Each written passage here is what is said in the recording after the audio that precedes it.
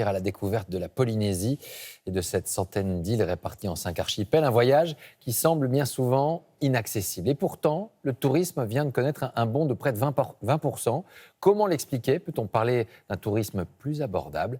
Partons en voyage ce soir avec Hakim Abdelkalek et Mirko Vanfo. Longtemps, elles furent comme inaccessibles.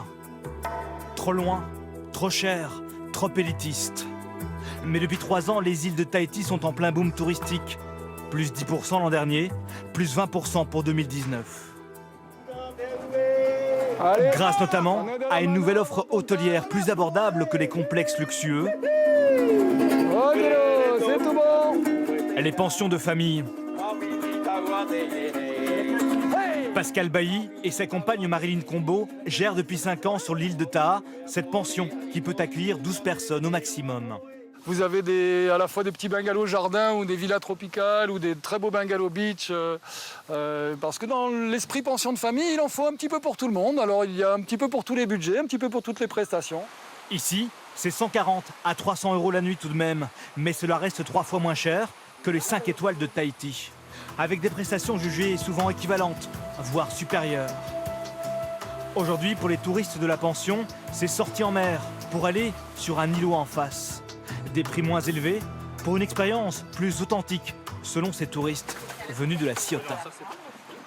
C'est ce qu'on recherchait. Non, on ne voulait pas justement les grands complexes. On voulait cette chaleur humaine et cet accueil. Et là, pour le coup, c'est tout à fait réussi. Ouais, c'est formidable. Tout en ayant le plaisir des yeux, parce que ce sont des endroits magiques. Donc la ligne entre les yeux, c'est là qu'on va taper. Ok? Faut la casser pratiquement en deux.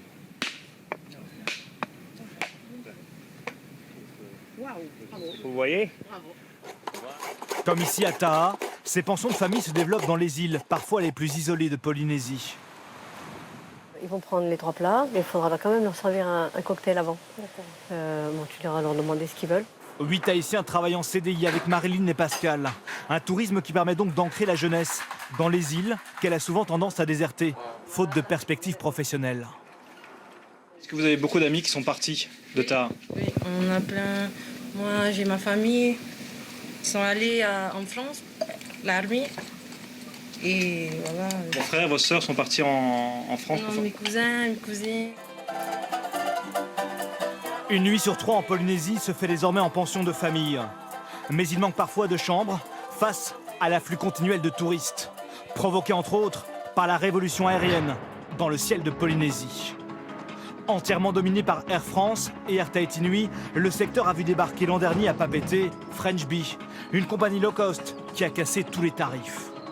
Résultat, toutes les compagnies ont baissé leur prix pour le plus grand plaisir des voyageurs. Les billets les moins chers sont désormais à 1 200 € l'aller-retour. Ça devient accessible. Ce que je sais, c'est qu'avant, c'était plutôt autour de 2 000 € par connaissance comme ça. Air Tahiti Nui et Air France sont un petit peu plus chers, un petit peu plus. Ouais. Mais ils se sont alignés un peu au prix de French Bee, avec le bagage en soute. De 210 000 touristes l'an dernier, la Polynésie espère passer à 300 000 touristes dans les années qui viennent, en attirant beaucoup plus de visiteurs qui ne vivent qu'à quelques heures de vol d'ici. En priorité, les Chinois, les Japonais et les Coréens. Voilà pour ce grand format. Dans un instant, David Hallyday sera l'invité de 20h30. Mais avant cela, un mot de sport. Et les Bleus entrent véritablement dans le grand bain de la compétition. Les joueuses de